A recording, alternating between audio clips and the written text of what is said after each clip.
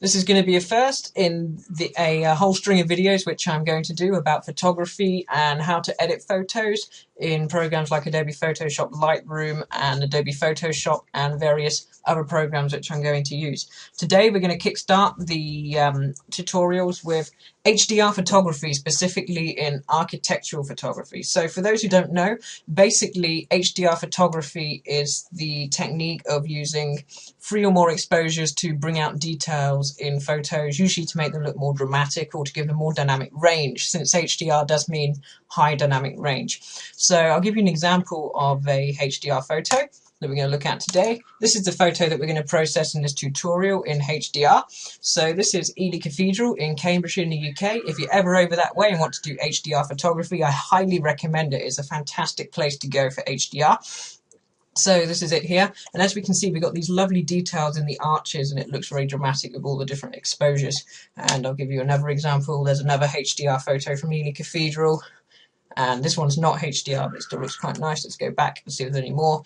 Some HDR photos look really awesome in black and white, and there's the standard dynamic range ones, and there's another HDR one.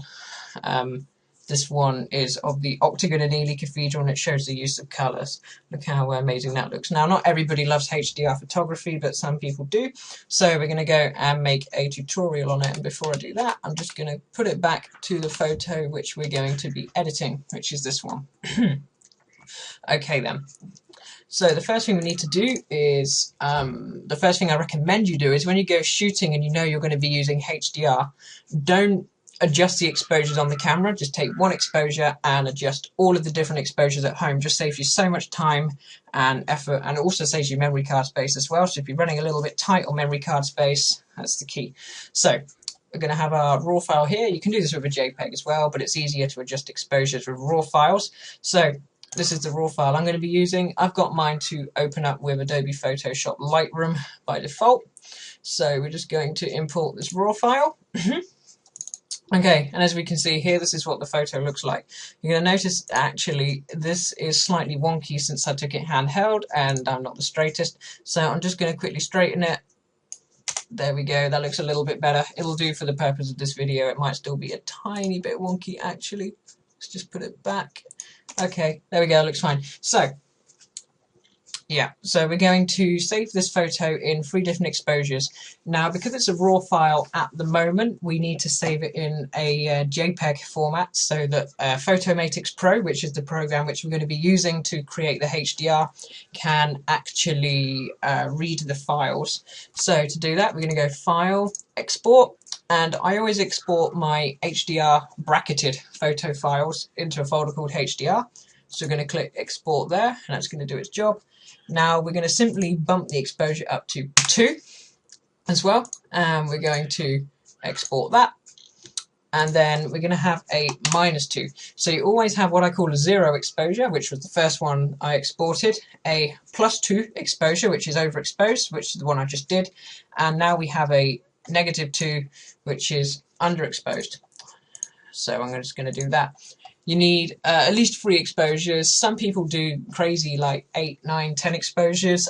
I just stick to 3. It's easy enough, simple enough, it works. So that's our work done in Lightroom for the time being. We're now going to go and open up Photomatix Pro. This is primarily a Photomatix Pro tutorial, or Photomatix, however you like to call it, but you could use alternative HDR software for this as well. I know Photoshop has a Merge to HDR Pro plugin, which some people like to use. There are other programs out there as well. They all basically work in the same kind of way, but I'm going to use Photomatix in this video.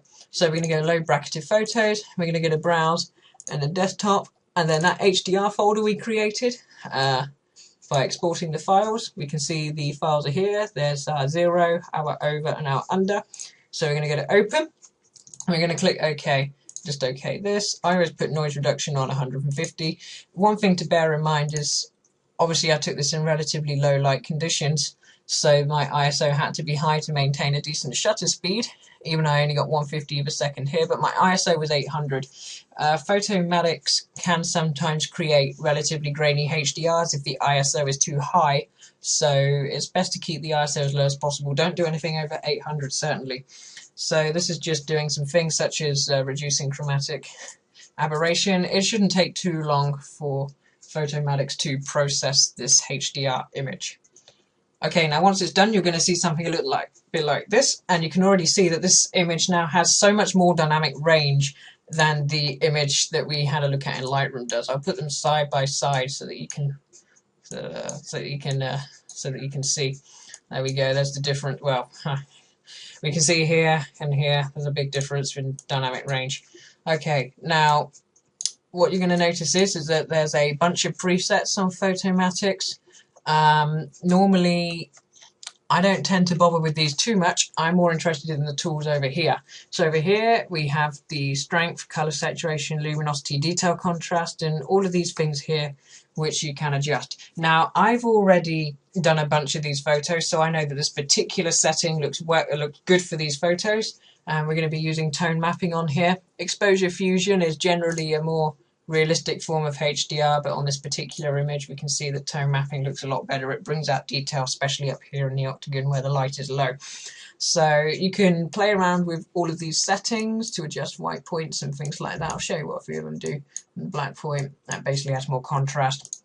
You can play with different lighting settings. Natural looks quite cool on this, or natural plus, but actually I might go with the natural setting on this image here, since the medium is looking a little more surreal. So I'm going to go with natural on this particular one, and you see the temperature is basically a little bit like the white balance. Obviously, the higher the temperature, the warmer it is, and the lower it is, the more blues you get. I'm going to keep it on 0 for the time being, or around about 0 to keep it neutral. And then we're going to click on process, and then we can save our HDR image as a TIFF image.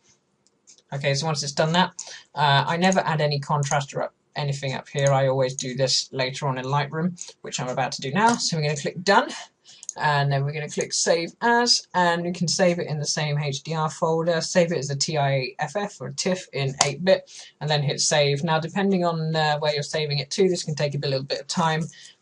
I just saved that onto a 128 gig OCZ Vertex 4 SSD. It writes incredibly quickly. I think it's about 400, 500 megabytes a second. I saved some of these on the server, and it takes minutes to save because these TIFF files are really big. Let me just show you. That one's 65 megabytes. Okay. Excuse me there. So now we're going to go and import the TIFF file, which we just created in Photomatix Pro. Here it is.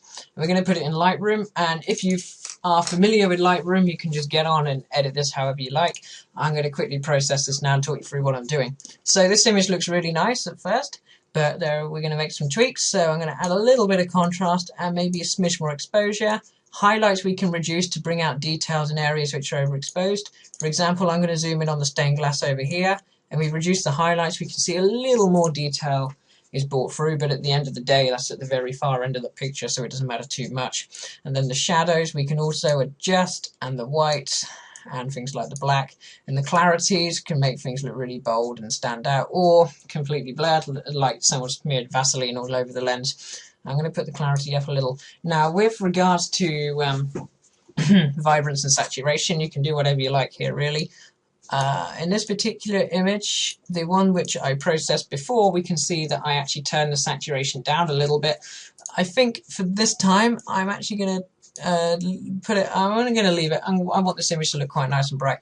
And then highlights we can adjust. This is all stuff on the tone curve, which I'll cover in more detail in another video. Split toning, again, something I'm going to cover in another video. Add some nice tones to this. Sometimes the tones work really well, sometimes they don't. And actually, if you want to use tones, then you want to turn the image saturation down a little bit. And then we're also going to add a vignette. Now, the reason I like a vignette or highlight priority in Lightroom is because it really focuses your attention on the subject of the image. Now, as you can see here, I have a positive vignette and it's going white at the edges, or you can have a negative and it goes dark. I always use the one where it goes dark at the edges. I think it looks really nice. And then once you've added a vignette, you might need to just increase the exposure a little bit, like that. And again, I'm not entirely happy with how straight this is.